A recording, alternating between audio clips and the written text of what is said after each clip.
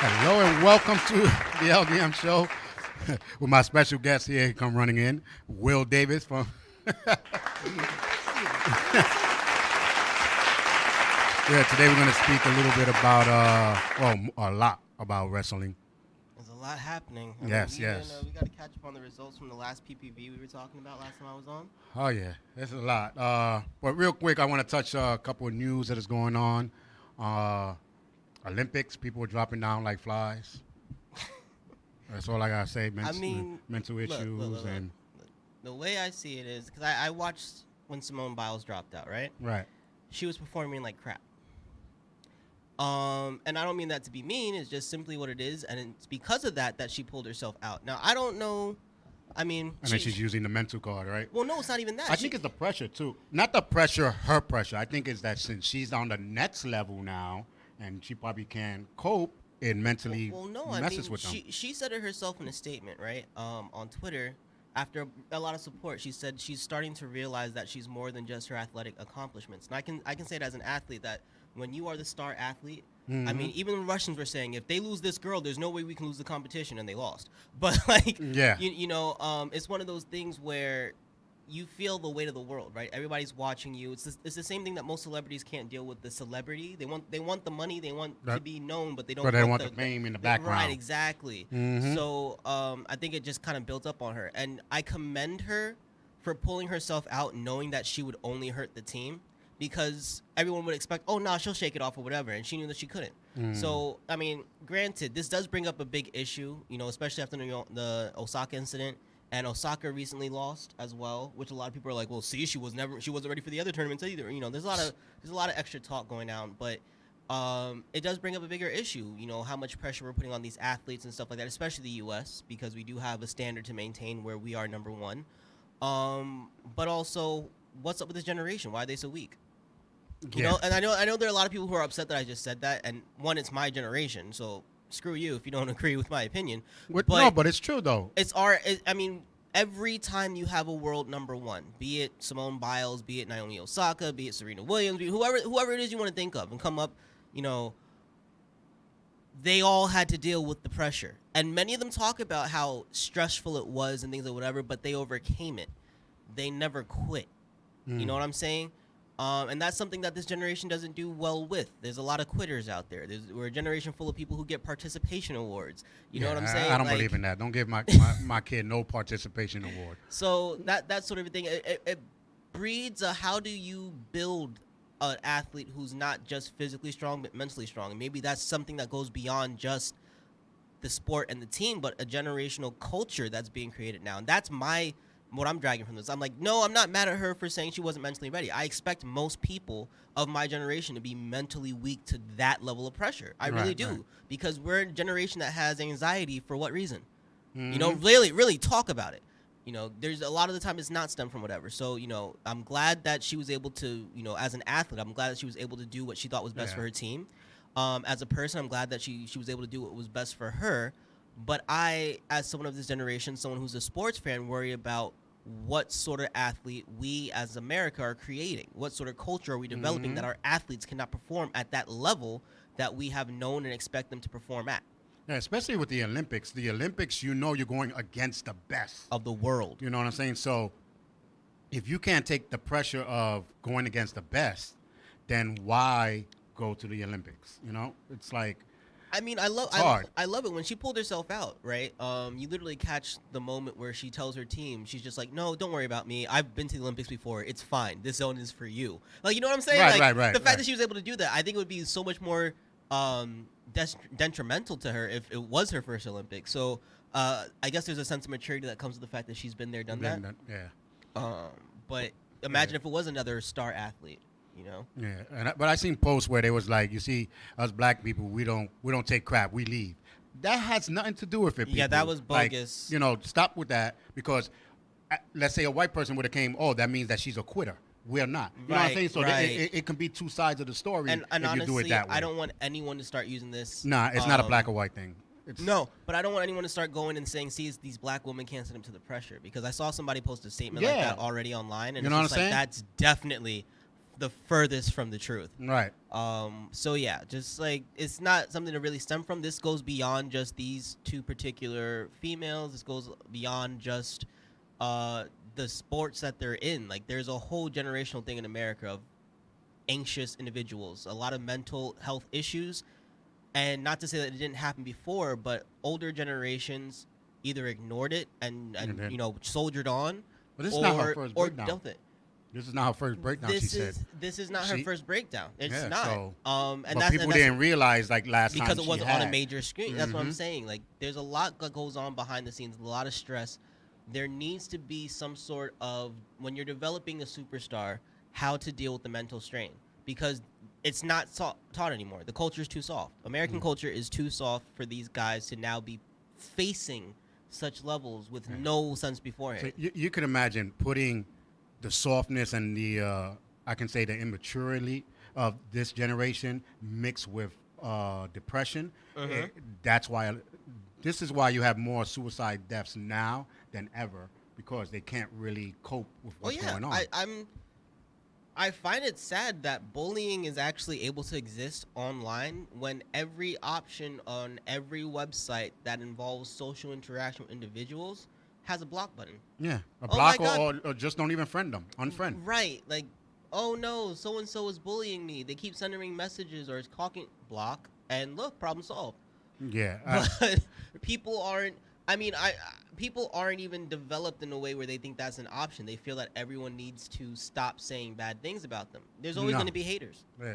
There's always going to be haters. Whether you're good, whether you're a winner or a loser, there's always going to be a hater. You can't. We had like when we were young, we had this thing called "Sticks and stones may break our bones, but words will never hurt me." Like, what happened to that? You know what I'm saying? Like, no, the words hurt me. How? They gain superpowers. You know. I was like, I never heard someone that called me a punk when I was walking down the street and then I was homeless. Like, that never happened. My rent was still paid. I was still going to work. Like, you know, they did not hurt me physically. So, but if they're going to hurt me mentally, then that's just on you because you're, right. You know. So it's kind of hard to understand that. But I also want to jump to another. Oh, yeah. And congratulations to the Philippines to get their first gold. So in powerlifting, was it? Yeah, women's powerlifting. Here's the best thing about the Olympics in general, and not just this. Congratulations to the Philippines for winning this, but when it comes to the women's athletics, you're going to see something vastly different from males' athletic, right? If you look at any sport and you know the origin of like the sport, so let's take something like bowling. A lot of white guys win bowling, right? You look at rugby. For whatever reason, a lot of European nations run rugby for the most part. Yeah. I think Fiji won rugby sevens, right? At the last Olympics, but for the majority of it, if you ever look at the Rugby World Cup, something is Europe. Basketball, you assume America's going to win it every time, right? But when it comes to women athletics, you really never know what to expect. That's when you're going to see something like the Philippines winning powerlifting, or Mexico winning in diving, or all these random. But nowadays, I got to go find out. Make sure she was a real woman. No, the Olympics is still very stark on that issue. On that issue, right? And there's a whole, and that's part of the argument for the alphabet friends of ours. Yes. That they want the Olympics to see gender beyond biology, but the Olympics is just like, bro, science. No. I mean, and you know what? Maybe they'll have, they got the Special Olympics. They got the regular Olympics. Maybe they have the LGBT Olympics. You never know. You know what I'm saying? In all honesty, I think that might actually be a fair compromise, because the fact of the matter is most people who transition to make their body feel what their mind feels happens after puberty. So the way that your body develops hormonally, muscularly, it does build limitations and exceeds some other ones, where once you compete on this level post-op, it becomes very arguable as to why you're winning. Yep. It's nothing against, because that's the excuse they're always going to use. Oh, because he's a man, really, right. So he's winning. It's nothing against the ideology. It's nothing against the political group or the social group or whatever you want to call them, or just the whole community as a whole. It's nothing against them personally. It's just literally scientifically, when it comes to the worlds of sports, right? There's a reason why in track the top female time is almost a full second behind the top male, and it has nothing to do with the amount of preparation or work or whatever that she put in to. It's just science at that point. Yeah. So Well, it's a they shaky have the ground. LGBT weightlifting and stuff divisions and stuff like that. Not with the Olympics, a different independent company. So even they realize, we can't put them with everyone else. Right. So it needs to be a change. But overall, congratulations to all the Olympics things that are going on and the winners. So the pressure's on because especially with no one was able to be there. Now everybody's going to be there. So it's like, Well, I mean, it's very limited attendance. There are small crowds of representatives from each nation there. We do know that there are various strains happening in Japan. I know a lot of my friends in Japan were very worried for the athletes coming. But things for the most part have been good. I know there are a couple surprises. We had, an athlete dropped out or forced out due to marijuana use, which made no sense. With they're literally we're having being a it legally over well, not even in that, other but places. not even that, but the fact that there's a whole squad from the U.S. that's promoting marijuana use. So Yeah. how do you have someone kicked out for marijuana use and matter have of a fact- group of people promoting it? Wouldn't you from another country be like, oh, he's smoking weed? Let him. Because it slows you down. It's like, yeah, dude. No, they learned already from Michael Phelps it doesn't slow you down. Oh. He had the woo weed. That man had lungs like a god. He had the woo weed that didn't affect him. Nah, he But had but weed in general is supposed to like mellow you. So if Yeah. they want to smoke weed, let them. Nah, if you sometimes it's the, Unless it's you're the mixing it tension up. that screws you up. So they're trying to beat the U.S. Yeah. If she's too loose, she's gonna be running like nothing. I'm telling you, when I'm intoxicated, man, I run like my asthma doesn't exist. Nothing. I can Nothing run bothers. top speed for a full like 5 minutes before I'm like, whoo, I'm tired. Rather than that, I run it for about 20 seconds and I'm like, damn, that hurts. Yeah, it happens. But overall, it's turning out to be a good Olympics. Rating wise, they said it's not as high as they expected, but when you have good other shows besides the Olympics that people been watching for so long, it's hard to just throw the Olympics in there and people are gonna forget. Even though there's DVRs and all that stuff, but I don't think people want to do that. So, Well, I mean, the biggest issue with this Olympics is it's super early, despite it being a year late. It's supposed to be in August, and normally it's in mid to late August. Right. Usually later August, because I know I used to watch it with my sister when I would go visit her for her birthday, towards the ending of August, right? The other thing is, like you said, they put it at a time where now it's competing against other shows that are, people watch, especially now a lot of the summer-only shows. So we were talking the shows that are 8 to 10 episodes. A lot of it is that the event schedule really wasn't hyped up going into the games, right? So a lot of people are looking to try and find the basketball games because of the 13-hour difference. Sometimes it's hard for them to figure out when to watch. There are also a lot more sports this year that people haven't seen before. So when they're tuning in and they're catching something they're not used to or they're not interested in, they turn it off very quick. So this year-late rush promotion, Worlds into Olympics idea they had was not the route to go in. And I feel like it was rushed because they weren't sure when all the world was shut back down again. Yeah, what happens is like when they open up, let's go real quick before they close it down again. Exactly. And that's basically what was going on now with all this, But overall, let's see what happens. And there was a post that I put about entitled, and some lady put that welfare is people feel like they're entitled. Housing people feel like they're entitled. And some people were like, oh, no, but there's the government that kept us down and giving us this. It doesn't really mean that you need to take it. You know what I'm saying? It's there to help you, not for you. I guess it's like more for me, it's a privilege to have it there. It's not that you're entitled to have it. Well, so all right. So here's the thing. It's a system put in place to help people get on their feet and to be like everyone else, not a system to forever perpetually live off of. You know what I'm saying? Like people and here's my issue with the system in general is that a lot of it is built so that way you do want to keep your achievements low in life so that way you can forever live off of it, right? The people who make between 20 and 40,000 often suffer when they need assistance because they make too much according to what the government feels. The middle class. And I mean, no, they're not even middle class. I mean, between 20 and 40,000, you're maybe upper lower. If anything, you're lower middle. Like, you're on that borderline of being broke. So the assistance really should be for that group of people and, maybe partial for people who aren't doing anything or don't strive to do more.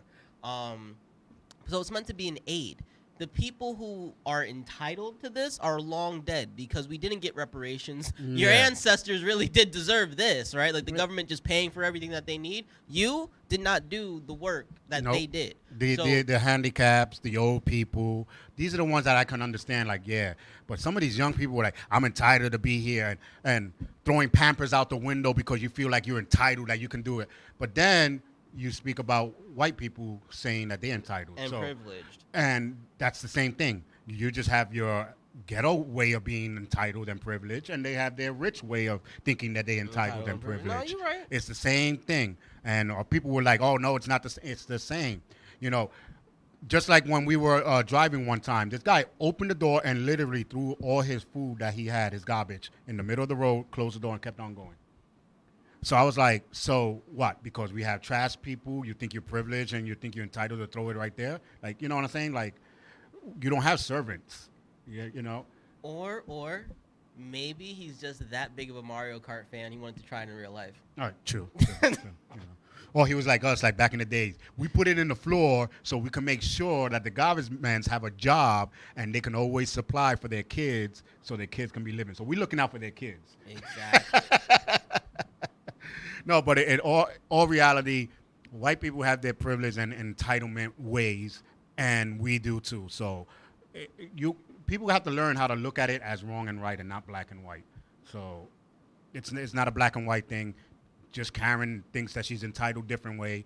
Moesha and Poopy think they have it in another way. You know, and Pedro think that he can be in the corner. Did you just say Poopy instead of Pookie? No, but a Pookie or Pookie or Ray Ray. There's always a Ray Ray. There's always a Ray Always Ray. a Ray Ray. Or like we say on XY101, there's always a black. Yeah. There's always a Wong. Yeah.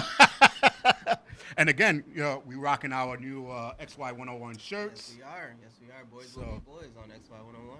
Yeah, check us out on the LDM radio station. Will here is the host, and we just have a good time bugging out. We talk about anything and everything. So if you do not want to hear adult conversation, don't go. If you're a sissy or everything offends you, don't go to listen because NSFW, not safe for work. Yeah, not safe for the sissy ears. Oh yeah. Yeah, because last week's show I was listening to it. I was like, any sissy would listen to it, they'd be mad as hell. This show is offending me. Well, that's what I tell people. I said on episode 1, if you're easily offended, don't listen. Hey, That's simple. and now we're up to like 102, 103. So Oh man, we've been doing this for a while now. yeah, 100 and certain episodes already, talking crap and making people offended. So Hate us, love us, you're listening. yeah, that's a good thing about it. So every Monday, new episodes going up. But I got my boy here. Once I have him here, we have to go to wrestling. Have to. Because Mandatory. yeah, it's a mandatory thing. We talk about it out of the thing, and again, that's how half of our shows started by us just crapping, and we're like, you know what, we should do this in front of the camera. That's one time, 2 times maybe, and then it turns into something that doesn't stop. Yeah. So, Yeah. but in wrestling, so we going towards SummerSlam for the WWE fans. Yeah, that's my notes, but I got mentally here. So I just write it so I could mentally keep it in my head. Isn't that weird how that helps, just writing it down? Right? once you Just writing it remember down, but not just looking at it, just writing it down down. so it can be mentally in my head. I think the hand movements create muscle memory or something, because it's like if I don't write it down, I won't remember it. But once I write it down, I don't need to look at it. Yeah, it's a weird thing. Not everybody probably does it, but you know, it's there. But SummerSlam is coming, and we have the biggest fight that's gonna happen, which is it was supposed to be. Well, would I say Edge would have probably been there if John Cena would have not come back? I don't know. Well, after the last match, I don't think it was going to be Edge, but they're saying it's supposed to be Reigns versus the Prince.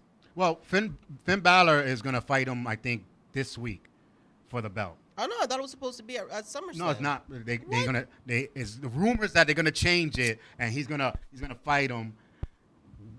Lose, of course. Then he's gonna go against John Cena because John Cena can get under the skin of people. Right. So he's gonna get under the skin of him, and he's gonna wind up going to SummerSlam. These are the rumors.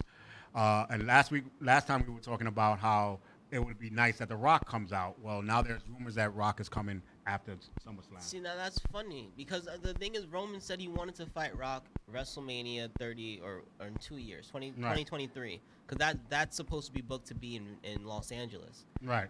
I think that if they're changing that, that's just because the tribal chief thing won't be a thing in 2 years. Not only that, the pressure of the AEW. It's probably, like Vince McMahon is like, well, let's do it now. You know what I'm saying? Like, That could be let's it. get the ball rolling. They've been putting them in a tight corner right now. They're taking a lot of their best stars or best of their fan favorites. Because here's my thing, right? You wanna know why these guys are going to AEW, and it's that there's a lot of upset feelings about how WWE was managing them, right? The fact that WWE had a little bit too much control of their character. But if we really look at these guys who've gone from WWE to AEW, are we really seeing their position on the card changed? Or is it just that they're happy having more creative liberty with their character? I think it's the liberty, because now you can see some of them wrestling in AEW a little more better, or the storylines a little more better than they was when they were in WWE. And I completely agree. I feel like it has everything to do with creative control. A lot of the best stuff that we saw in the 90s, even out of WWE, wasn't Vince. It wasn't WWE management. It was ideas that were created, off the fly by the wrestlers. Some of them they had time to pitch, and others they just did on camera because it felt right. Either way, we're seeing wrestlers so much happier still being mid-card wrestlers, right? They're not fighting for the championship belt. They're not top tier. They're not on TV every week. They're still mid-card guys, but they have full creative control of their character. They're still allowed to wrestle in smaller leagues, whether the big ones want it or not, because AEW is trying so hard to build a collective that now, like, okay, so this week on AEW, there's no spot for me. But Impact, you guys got a space for me. Now you can go there. Yep. Now you can go to, like, AAA Wrestling if you want to go there and do, like, a spotlight. So now you can travel a bit more. You can, you still do whatever character you want to do, and then you can pick and choose how much you're on, and it feels like WCW. Right. Which then means one thing and one thing only. WCW failed because management lost control. Right? The wrestlers had too much. Can AEW learn from the error of WCW and actually build itself up to be a rival of WWE? Because despite it being the next largest brand, let's be real, it is. Right. It's still not WWE level. Right. And it's funny that you say that, because it's talk about how AEW has combined with Impact, Japanese companies, and now AEW is part of Alliance for Domestic Violence. So, and they just gave $100,000 to for domestic violence. So, you know how WWE has They do a lot of cancer stuff. the Sarah thing, Right. And now they're going to be doing the domestic violence stuff. So, and they were talking about crossover. Like they like, yeah, we would love to have a crossover like with WWE the way we do with other ones. The closest they did with the crossover so far was Chris Jericho being on with Stone Cold. Broken Skull. And I think, honestly, that was major. That was a major because it's acknowledged. So Chris Jericho being the undisputed champion of the WWE, the very first, felt like a smack in the face to Vince when he left, right? But to allow him to come on to speak with Stone Cold, I think was such a. Stone Cold probably said, "I'm gonna do what I want to do. It's my show." Right. Because Vince, no lie, really has no control of Stone Cold, and that's what people love about Stone Cold is that he's earned Vince's respect to such a level that everybody knows Stone Cold saved WWF, right? So Vince gives him all leeway to do it, and that Stone Cold is that type of person where regardless of what bickering is between companies, his loyalty is to WWE. Don't get me wrong. Right. But his show is about wrestling. Right. It's about all wrestlers and all people who contributed to the development of WWE. So his acknowledgement that Chris Jericho is that relevant is major for AEW, as well as something major for the fans of WWE, because Vince likes to write people off, completely erase their history. If you don't do what he says, it's Right. done. If you piss him off, you're done, basically. So it was so good that they were able to do that. But the other thing is that Chris Jericho is that guy in wrestling. A lot of people will talk about The Rock. A lot of people talk about Stone Cold. You talk about Undertaker, right? Even Booker T and Lesnar and all these other guys. But the name that a lot of people take or take for granted that should be in their top 5 or top 10 is Chris Jericho. Yeah. And well, with Chris Jericho, like I don't think The Rock can go like let's say to Japan wrestling, and then people are gonna be like, yeah, they only gonna love him because of his movies. Not really like the wrestling. Chris Jericho goes anywhere, and they love him for his wrestling. I mean, don't get me wrong. They probably love the Rock too because he was a mic champ, and that's what that's what what you I'm love saying. about Chris Jericho. He's a mic champ. These guys are some of the best talkers in wrestling history, hands down. It's just that Chris Jericho has that feel of not quite a superstar. If you know what I mean, like you think of And The he Rock, can boost up people. but that's the thing. You think of The Rock and you think of WWE, you think of Hollywood, you think of everything major. When you see Chris Jericho, I mean, this guy is an international rock star, literally, right? Literally. And he's going back. He's hoping to go back to tour. Right. So he's literally an international rock star. He's been a world champion almost every league he's ever been to. No, he actually won a belt in every single one that he went to. But it wasn't always the heavyweight champion. No, yeah, that's yeah, what I'm yeah. saying. He's been Yeah, a yeah. world champion. Just Yeah. He's he's been on every major televised brand in America. Yep. He's been wrestling for 30 plus years at this point, right? And actively wrestling, not like doing this small. Let it go. He's always been in major brands, even in his latter years while touring. This guy is someone of prominent note everywhere in wrestling. But I feel until AEW, like when he became the face of a league that he had to help create, people constantly left him off their top 10 wrestlers of all time. Yeah, and then the good thing about Jericho, like I didn't even know he's the one that started AEW. Everybody thinks it was Rose. Cody is Jericho's best friend, so he had Cody join in with him. But it was Chris Jericho's mindset that said, you know what? Everybody respects me, and if I open up something, they're gonna want to come. So he talked to the owner and said, let's do this. And they did it, and it worked. So, and then here comes Cody. He said, because Cody has the brain of business.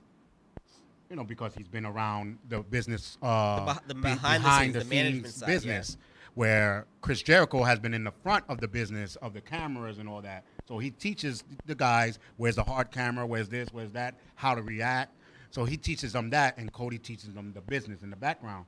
So with them two together is one of the reasons why AEW is like boosting up, And then he bring this guy who's the champion now, Omega, who is a vice president of the AEW, and Omega tweeted too, I would love a crossover with WWE, even if I lose a belt over there, it doesn't matter. I just love, but it's never gonna happen. Vince is too stubborn. He's too. Vince, and here's the issue: AEW is a growing brand full of a lot of wrestlers that you either pissed off or could never get, right? Because there are a lot of guys who won't join WWE knowing how much control they lose, how vigorous the schedule is, right? And they don't feel it's worth it. For others, they see it as a sign of like I made it, right? And others are like it's a headache because when you wrestle in the indie leagues and you're very active, you get to speak to people who've been there, done that. And your perspective is probably skewed based off of who you meet. Let's be real. That's true. But all in all, Vince needs a WCW, right? Wrestling needs a WCW. Yeah, every evil needs a good person, or a good person needs an evil, And essentially, wrestling hit a major downfall. Like part of why there's a SmackDown and a Raw. And remember, there used to be video games called SmackDown versus Raw. It was because they needed a second show to pit against itself, right? The reason why they keep two separate rosters. And that was for a couple rosters, years. That was for many years. Yeah. Remember, there was a competition. Whoever won this pay-per-view got the whatever. And they had the battle. Remember the Raw versus SmackDown's SummerSlam match. See, that's the sort of things that they were even trying to do because they didn't know what to do after WCW. Having a major rival boost ratings one way or another because it got to the point where it was drawing in different celebrities, which was bringing in different fans, and you were growing a fandom that you lost in the early or late 2000s, right? The WWE had a lot of fan loss in the late 2000s. They tried everything. They went younger. They went more family friendly. It really hurt them even more and boosted up a TNA and an Impact at the time. So now's the time that people are back on wrestling, right? You guys were probably the only athletics on during the pandemic. Yeah. Throughout the entire pandemic, because you went to Florida, where Florida don't give a crap. So this is the time now that you see this growing brand that's mixing and matching. I'm not saying you have to merge with them. I'm not even saying it's not buy a them merge. out. It's just crossover type of thing. If even once a year you did a crossover event for, let's say, and because you guys, your Elimination Chamber isn't as spectacular as it used to be, so make it your January pay-per-view, the start of Or every something, year, yeah. right? You guys, or even invite them to SummerSlam. We'll do a match, do your elimination tag match at SummerSlam, or do whatever, just something that gives cause where now and again, if you guys are having slow ratings on one show or another, It's gonna boost it up. You can have someone who's trying to like start stuff going into that pay-per-view, and look at it as that. You got 4 major wrestling events. Give one of them a chance to merge with these guys. They have their 4 major wrestling events, and then boom, merge. that's what you do. And the thing is, like with AEW, they learn from WCW's issues. One of the issues that back then when the Monday Night War was the crossover. Well, it wasn't really a crossover, but WCW did it smart when Razor Ramon and Diesel went to WCW. Yup. They signed in with WCW, but they made it seem like they were from still WWF. WWF going in and bothering WCW. Fans wanted the drama. That Like, was so crazy. That basically the same thing that should now. happen now. The biggest reveals in AEW are always someone who just left WWE. You really got to look at the fact that fans want the drama. Fans love the idea of there being beef. There's more than enough to telling your story with just Jericho being the leader of AEW, right? Right. But now that he keeps stealing the guys you lose, be like, look, we're tired of you guys trying to steal our wrestlers, da-da-da-da, and that starts your war. Yeah. Well, Chris Jericho, he let known that there's no beef with WWE. Exactly. He was like, but he's trying to show them that we both can live. There's another way. Here. There's So another way, there's another way where wrestlers still can be seen. When Chris Jericho first came out, he threw the rock or bottle, I think it was, at the Triple H chair, you know, to show. When Big Show came out, he said the show is over. You know what I'm saying? Because he changed his name. So it's like they throwing little hints that, come on, we can have a type of innocent type of war. And people are already calling it a war when it's really not. Right, just leave it on camera. You know what I'm Yeah, saying? so That's it. let's find out what happens. But let's get to some of the stars that might go to the AEW or might not. Biggest one is CM Punk and Daniel Bryan. There's a rumor that's going around that he might be there. The owner of AEW just had a meeting and said, I cannot and I will not quote on anything about those 2 guys. So that's one of those things. I Yeah, wasn't like, there. Yeah. You know, I wasn't there, so I didn't hear it. You know, come on. You just basically said, yeah, maybe CM Punk and Daniel Bryan is going. There's already rumors that CM Punk is coming on September. And October, Daniel Bryan's coming on the next pay-per-view. I don't know how the story's going to go or what they're going to do, but it'd be kind of interesting to see if they put them together or against each other or just separate. They may not have any storylines that even cross paths, to be honest with you. Because who's going to cross right now with AEW and CM Punk besides Omega? I mean, but that's the thing. I can see CM Punk coming in and being like, I'm truly the indie champ. Like I'm the guy everybody's been looking for. Why do you think you're king of the ring when I've never even been in the ring with you? You get what I'm saying? Yeah. That sort of a thing. I can see him coming in with that attitude because one thing about CM Punk, as far as his status, ironically, I feel like he has the status that everybody kind of has of Jericho. And that's the kind of personality that he has. So, like, him walking in there Would be totally because, you know, Jericho and Omega had their storyline. You know what I'm saying? So, I mean, I would definitely love to see it.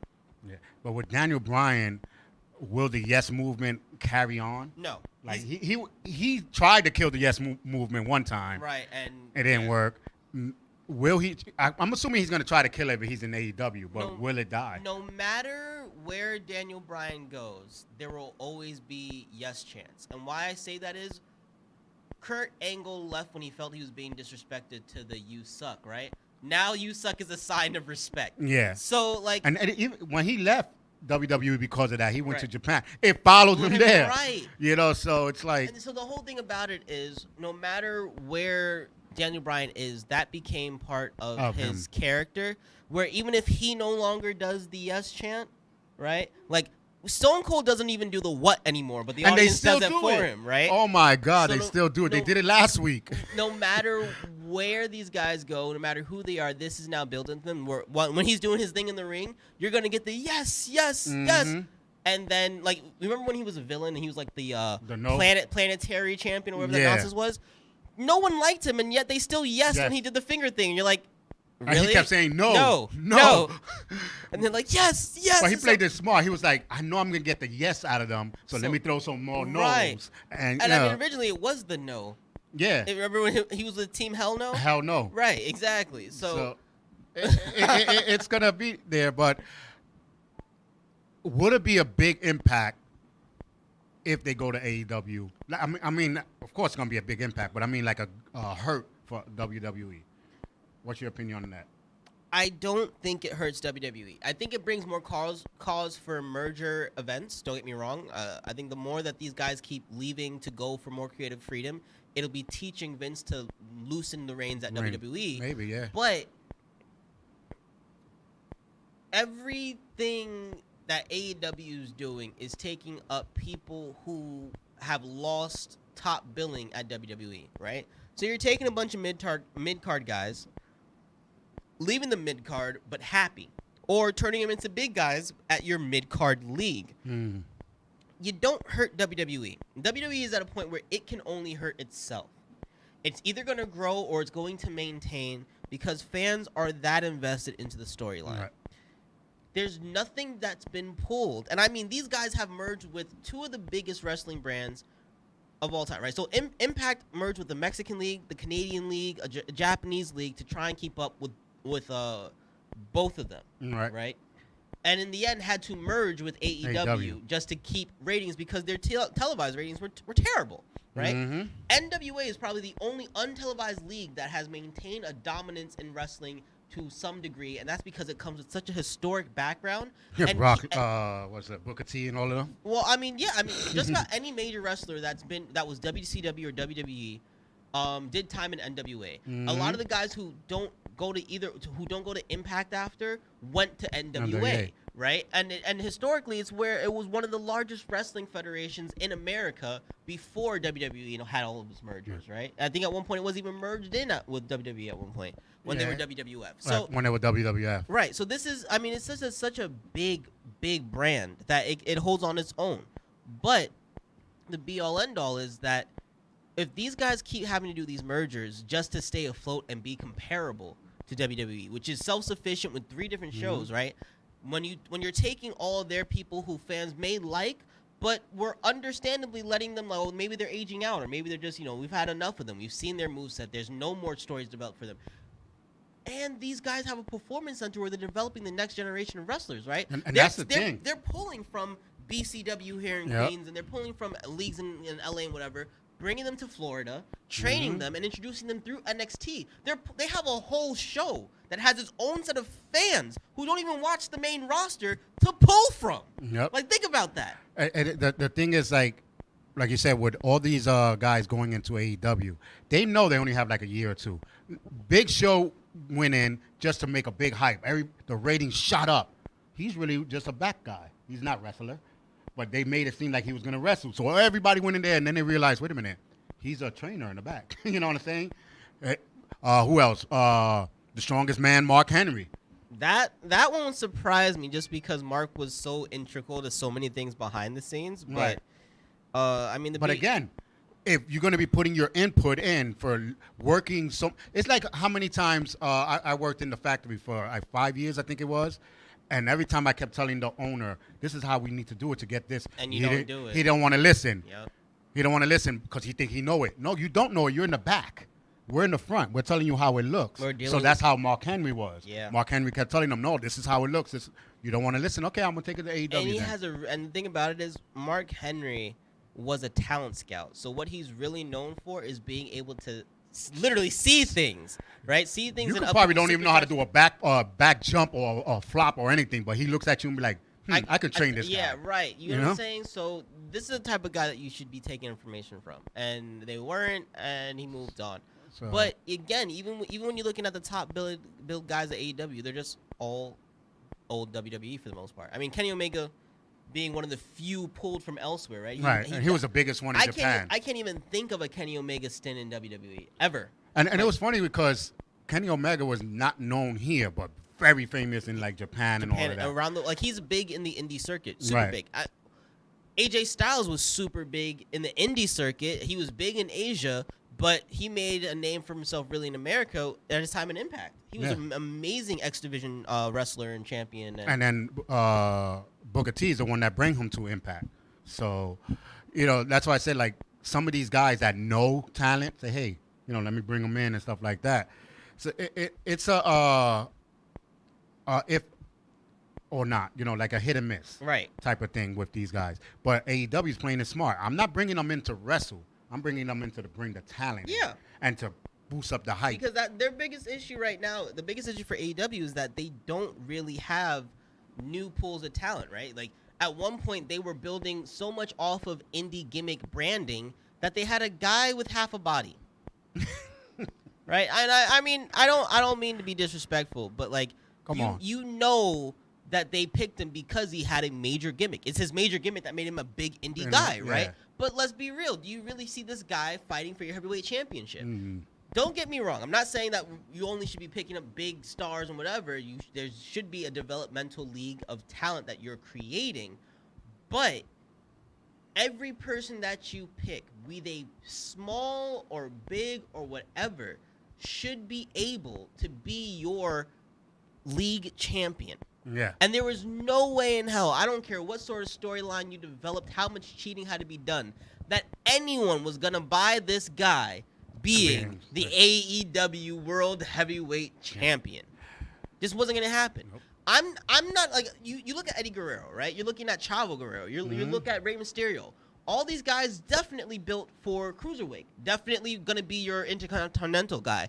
But they all won World Heavyweight. Why? Because your World Heavyweight champion, be it big or small, is going to be a fan favorite with the physical capability and the heart to fight all the time, to do it for the crowds, to go out all the and each of these guys was able to do it. That guy, there's no way in hell anyone's buying him. If he's your champion, you know it looks bad. It's like why it's why Impact took a huge hit when they let a woman win their general champion, right? They thought it was going to be a great move because it was 2018. And they were trying to do like China and all that. But that's the thing. It was not going to work that way. China was never built to be the world heavyweight champion. They gave her a secondary title to say that she can compete with men, right? Yep. That's what they should have did. Making Blanchard better than all your guys. It's a bad look. Like I know they're intergendered leagues, right? Where guys fight girls and this, that, and the third. Wasn't that the last time they were on the air, right? Because they started doing like too much storylines as well. Oh no, that was one of their last major ones on like Destination America. Something like they're that, right? still on TV on some back network thingy that I can't even remember, right? And that's the whole problem. You have to understand the culture and the nature of your own business, and it felt like when they made a move like that, it wasn't the move. And when AEW was developing, and they just we need anybody we can get who's interesting, right? Because they didn't want you to think we're gonna have the typical Roman Reigns as champion, type of guys, right? They definitely had the guys that they wanted to run the championship. Look who was TNT champion, skinny guy, skateboarding, look-alike. Right, exactly. So they want to make you know that anyone can be champion here, right? Don't expect that just because someone walked in the door big and brolic, they're going to be good. Because Luchasaurus still ain't a champ. Yeah. And then Christian got on. Everybody thought that he was going to win the championship right away. They was like, no, of course he came. We're not doing like WWE. As soon as they come in, they win the belt. No, we don't do that. We're bringing him in because now we want you to think there's a contender. Mm-hmm. Doesn't mean he's going to win it. You know what I'm saying? And also, shout outs to AEW for making Eddie Guerrero #1 again. Again. So now everyone is talking about Eddie Guerrero once again. As they keeping his thing. 16 years, so keep it going. But also, last time we came and we was like Nikki Ass, and yes, she has a nice one. So now they changed it to ASH. Yo, my God. Because it's literally the day after I'm watching it, they're like, now they're stressing it. Nikki ASH. Not Ash. They were saying Nikki Ash. I think a couple of times they let it slip. They're like, no. Nikki ASH. Almost a superhero. Yeah. Remember, there's an acronym. But congratulations to her. I don't know how long that storyline is gonna. I mean, it's gonna run at least. It Until reminds Mania. me of the hug Bailey I time when she hate was hugging Belly. people.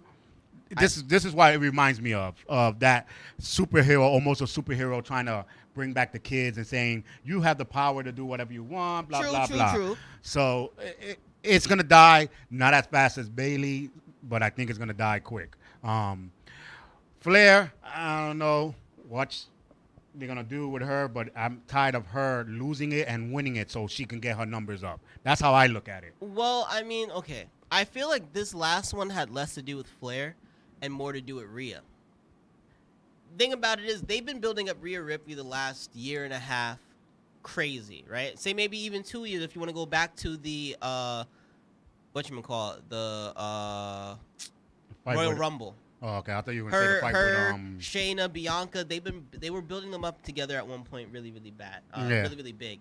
And so in the last year they said she's the future of wrestling. Essentially, they're trying to say she's going to be the new Charlotte, right? Mhm. Low key, that's what they were saying. Triple H is like putting his life onto this girl, and fans. Who- Fans are not catching on though, and you know what?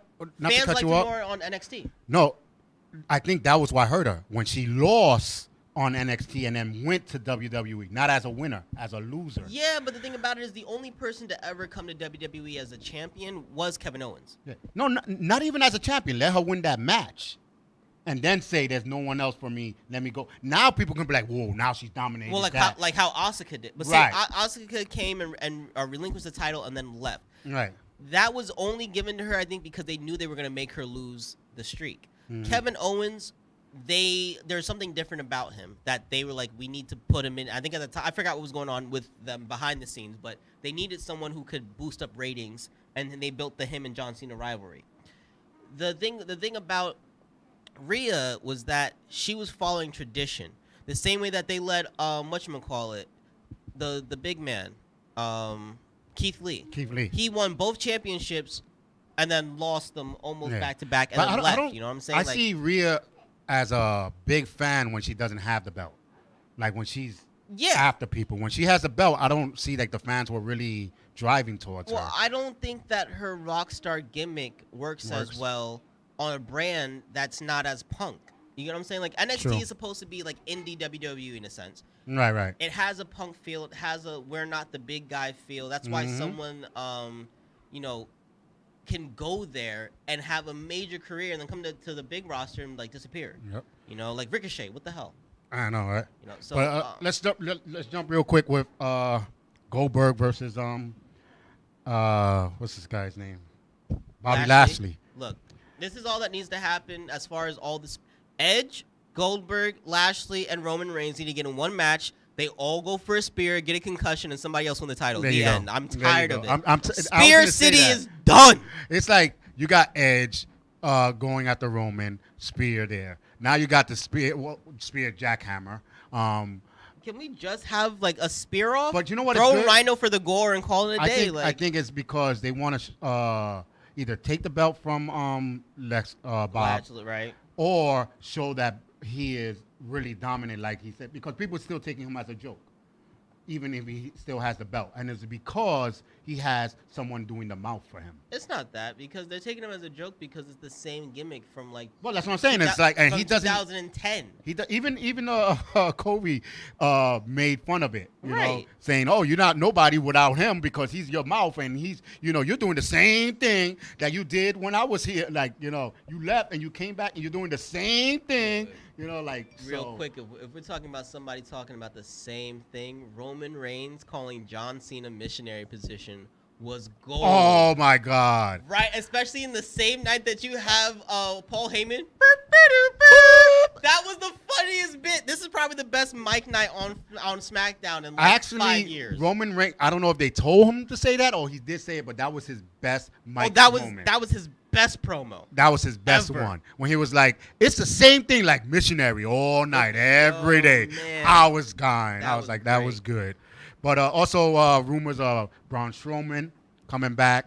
But he just put it on, as I was doing research before the show, he just put on Instagram, not going nowhere. So, and then he took pictures with Open Brawl and guys from MMA, and then he took a picture with one of the bodybuilders and saying, "I'm coming back for mine." So, and he's been bodybuilding like crazy. You see Yeah. this guy's body now? Yeah. This guy is. He might be going the more athletic route and before he comes back to wrestling. But I will tell you, in the next 3 to 4 years, you're gonna see Braun Strowman in a wrestling ring. Oh yeah, Hands yeah, down. yeah. He's gonna come back, but I Hands think down. he's one of those that He said, needs you know time what? What if I would have stood there? You know what I'm saying? So maybe that's why he wants Well, to go back. Remember too that a lot of the guys affiliated with Luke Harper, right, are still feeling that loss. Mm-hmm. And so for them, they're not exactly in the mood or in the mindset to wrestle after losing such a big friend. You know what I'm saying? So these guys, they're gonna be trying to find other means to, one, be employed, but also to spend their time. As this is why we haven't seen what's his face in so long, the Funhouse guy. Oh yeah. Well, they don't. It's a rumor him and the owner got upset was about something. Well, no, this is what happened. So he and- suffers from mental health issues, right? Yes. And so the owner gets, Vince is like, what's with this mental health? What kind of bull crap? Like, I'm paying you millions of dollars, work. And that's been Vince's attitude with a lot of issues. Unless you have a broken bone, like, You can work. So he's had issues knowing that this guy has all these different clauses in his contract. And after the death of his friend, he's needed a lot of time off because he suffers from depression and this and whatever. They don't get along And because not Vince only- feels like he's losing money. And not only that, he it was in an interview. He said he pitched to Vince to bring back some of the family. Like Sister Abigail came back alive. He wanted his brother to come, and be part of it. And he was okay with it, so that's why he came back as the Fiend. And then all of a sudden he killed his storyline. So he probably felt like, oh, you just did that for me to come back. Right. And then you're going to kill my story. Like, because that was the whole thing of having this girl come in. Alexa Bliss. Because she was supposed to be possessed By by Sister Abigail. But it didn't turn out like that, and now she's Although just doing. it's turned into a great gimmick for her. Yeah, but she needs to wrestle. She does. She needs to wrestle. She- Like I thought when she went to the back and everybody got scared of her, and she was like, "I'm coming." What happened to it? But I mean, she wrestles occasionally. I mean, when you have this sort of psychological, beyond supernatural character, right? Like, this isn't going to be as easy to develop as The Undertaker in the 1980s. Right.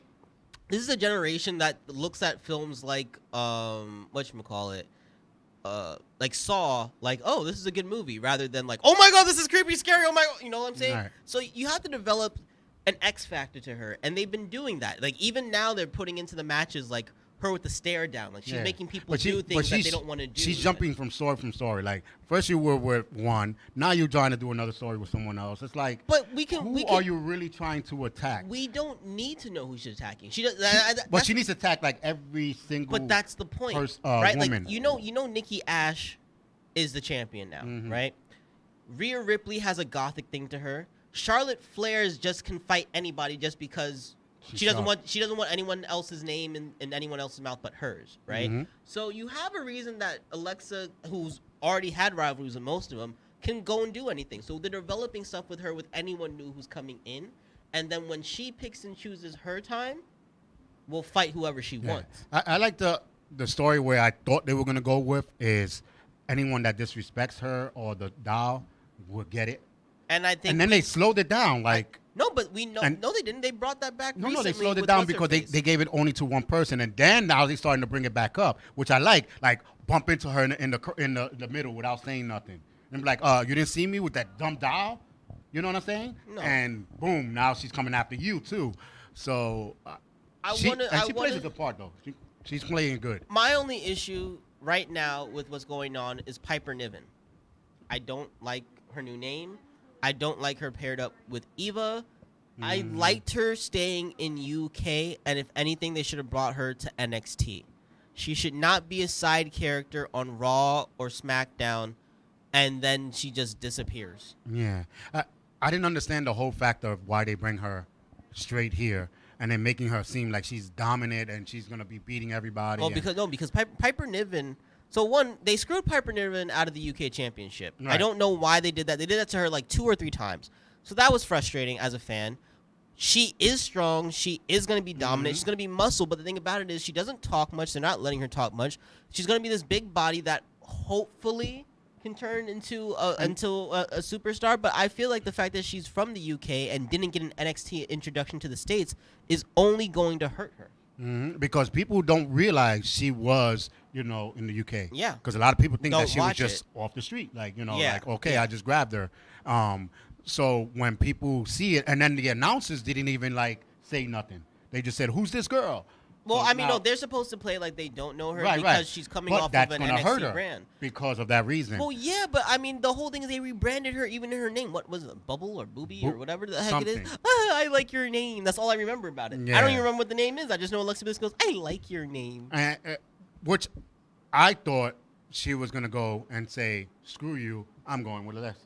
You But know? I think And that's maybe that's where it's going. what's going to go. So, because, Eva treats her like crap. yeah, and Eva coming in with this whole, like, she's the top of the line and Like the she best. she wasn't even wrestling really before she left. Let I know, so alone like, how are now. you the best? Yeah, so I But don't know what they're doing. I think she came in this time not to wrestle though. They seem to be Yeah, because marketing her more she's as still a manager. she's still a little physically not capable. No, 'Cause but that's the whole I'm- reason why she left. I mean, at one point she said she was a manager, I think, or something like that. Right. So she should be here billing the bubbly person or whatever her name is. She should be billing Piper Niven. Well, I think in her way she is like downgrading her and all that, and she's getting mad and showing her dominant is probably their way of trying to do something different. I don't know, but they need to change it a little. Natalia, she's hurt. Natalia, I'm tired of her. she. She needs to retire. So I don't know what they're gonna do with the tag team belt. I need Natalia to retire.